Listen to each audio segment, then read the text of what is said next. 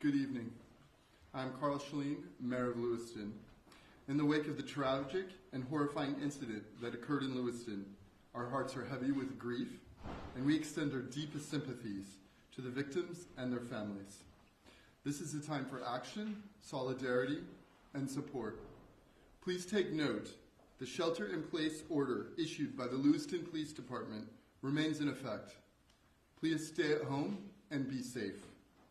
The City of Lewiston is grateful for the support and outpouring from state authorities, the community, and of course, our elected officials. Speaking tonight will be U.S. Senator Susan Collins, U.S. Representative Jared Golden, and Steve Littleson, President and CEO of Central Maine Medical Center. And now Senator Collins. Thank you, Mayor. Today is a dark day for the state of Maine. As the mayor said, our hearts are heavy with grief. This heinous attack, which has robbed the lives of at least 18 Mainers and injured so many more, is the worst mass shooting that the state of Maine has ever experienced and could ever imagine. Today, I looked out my window in Washington and I saw that the flags had been lowered. And I realized that it had been done to honor the victims of this horrific attack. I'm grateful for the leadership of Lewiston Police Chief St. Pierre and for the bravery of the hundreds of state, local, and federal law enforcement officers who are leading the search for the killer. I'm also very grateful for all of the hospital employees who came back to work to take care of the victims, and for our first responders whose bravery was so evident. Last night, the president called me. He stepped out at the state dinner with the Australian Prime Minister to offer any help that the federal government could provide the city of Lewiston, Androscoggin County, and the state of Maine. I also, at midnight, talked to Governor Mills, who has been a pillar of strength for our state. Tom Perez, who is a special advisor to the president throughout the night, texted me back and forth, what you need, and I would tell him based on conversations that I had as he coordinated the federal response. This morning, Secretary of Homeland Security, Mayorkas, called and offered help from his department. The Attorney General also called, along with Maine's own U.S. Attorney, to offer their help. Right before I came into this building, I had a call from the Deputy Director of the FBI, who told me that there are 80 FBI agents on site participating in the search for the killer. 80. That doesn't include other people from the Marshal's Office, from the ATF, the DEA, and the Department of Homeland Security, and the Coast Guard. This has been a concerted effort at the state, local, and federal level, and everyone is determined to bring the killer to justice. To the families of those who have been injured or killed, I know that no words can fully ease the shock, the pain, and the justifiable anger that you are feeling. My hope is that you will feel the solace and strength in knowing that you are in the hearts of the people of Maine and of people throughout our nation. Thank you. I'd now like to introduce the Congressman Jared Golden, who represents this area of Maine. Thank you, Senator. Thank you to Mayor Shalene as well. My name is Congressman Jared Golden from the town of Lewiston, represent Maine's 2nd Congressional District. Some of you might not recognize me because Congress has been so crazy lately. I haven't gotten a haircut in months. So sometimes things happen that bring your worst nightmares to life. Yesterday, this is what happened in Lewiston. At a time like this, a leader is forced to grapple with things that are far greater than his or herself. Humility is called for as accountability is sought by the victims of a tragedy such as this one. Out of fear of this dangerous world that we live in and my determination to protect my own daughter and wife in our home and in our community, because of a false confidence that our community was above this and that we could be in full control, among many other misjudgments, I have opposed efforts to ban deadly weapons of war like the assault rifle used to carry out this crime. The time has now come for me to take responsibility for this failure, which is why I now call on the United States Congress to ban assault rifles like the one used by the sick perpetrator of this mass killing in my hometown of Lewiston, Maine. For the good of my community, I will work with any colleague to get this done in the time that I have left in Congress. To the people of Lewiston, my constituents throughout the 2nd District, to the families who lost loved ones, and to those who have been harmed, I ask for forgiveness and support as I seek to put an end to these terrible shootings. In the days to come, I will give everything I have to support this community's recovery. Thank you.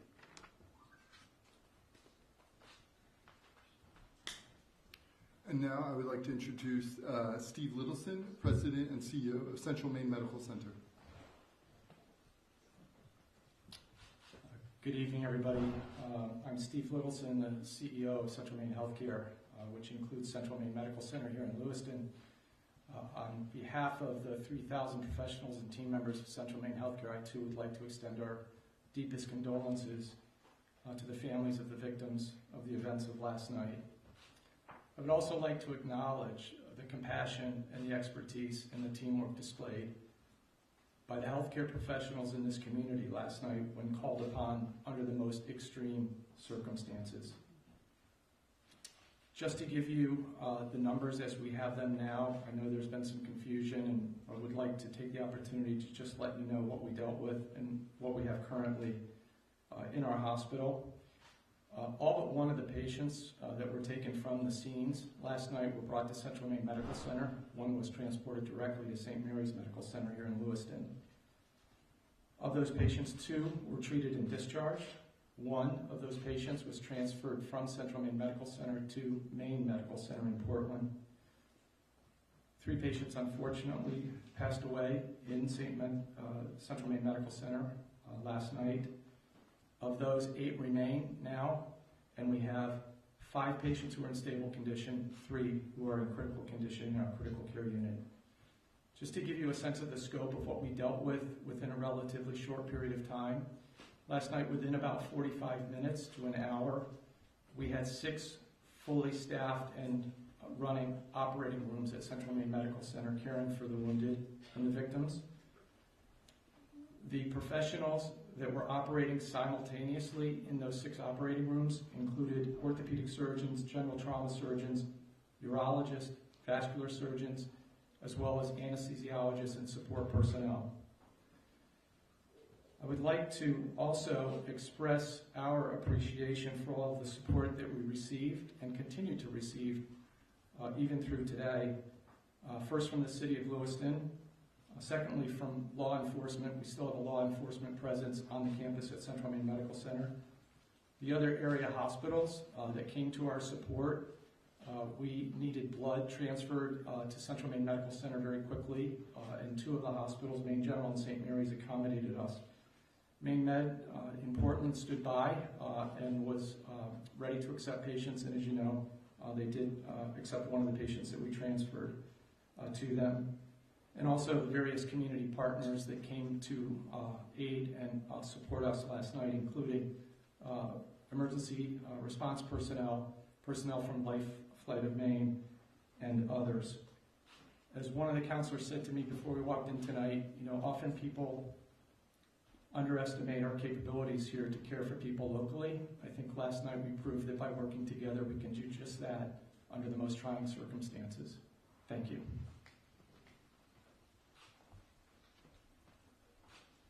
We'll take a few questions.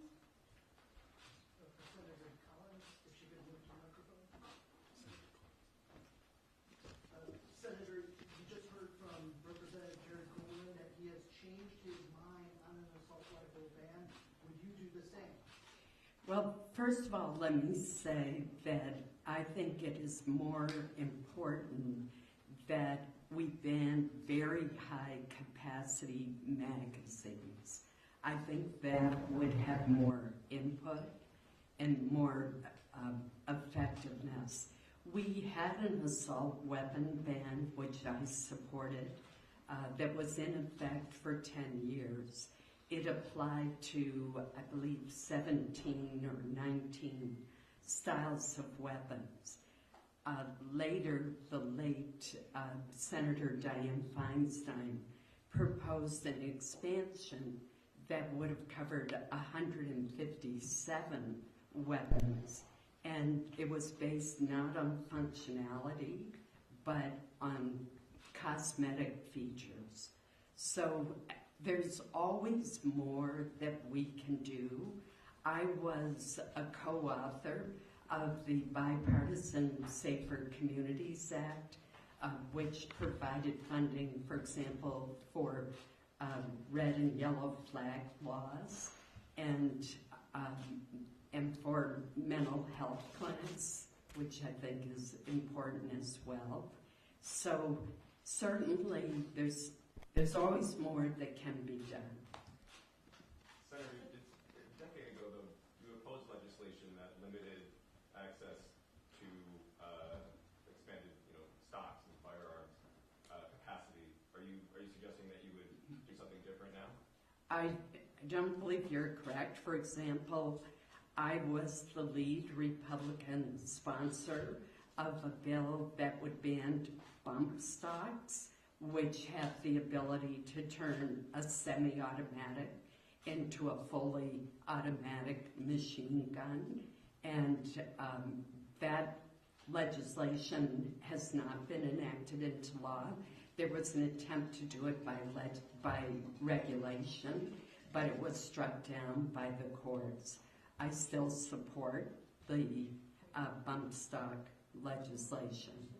The other thing that I think we can look at is, and I advocated, was to increase the age at which you could purchase a high-capacity rifle from 18 to 21, the way it is for a handgun. Senator Collins, you mentioned there are a lot of questions about the whereabouts of Robert Card. You mentioned a number of agencies searching for him.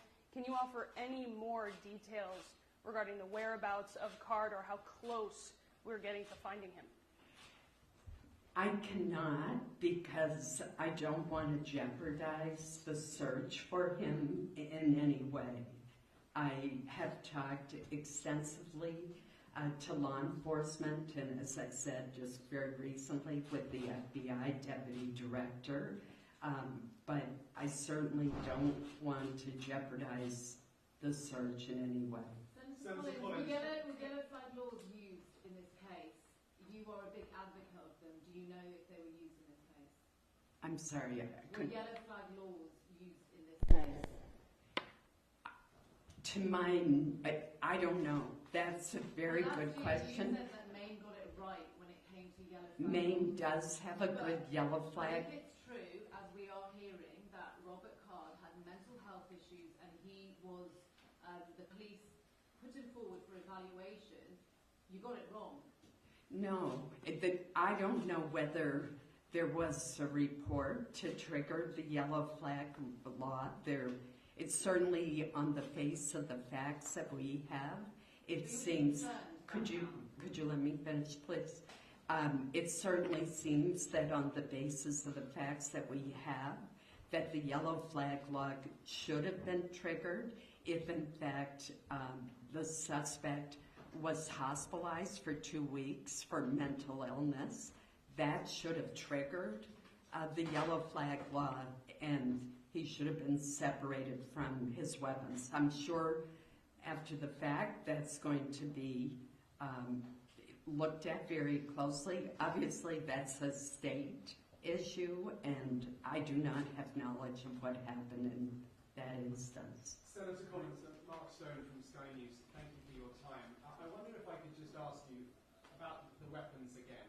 Why do you think it is that you and so many other lawmakers in America believe it is right for Americans to have the right to own such high-velocity weapons? Well, first of all, let me say, and I'll repeat it again, that for 10 years we had a ban on certain kinds of assault weapons, and I supported that ban. And when George W. Bush proposed that it be extended for 10 more years, I supported that effort, which did not succeed. Later, years later, there was an attempt by former Senator Dianne Feinstein to greatly expand the number of weapons that would be covered by that ban, and it was based not on lethality, but more on how they looked, on cosmetic features. And I did not think that that was appropriate. We do have a Second Amendment in our country. And that gives people the right to own a weapon that powerful, do you think? And Maine, I would point out, has one of the highest rates of gun ownership in the country and has a long heritage of responsible gun ownership.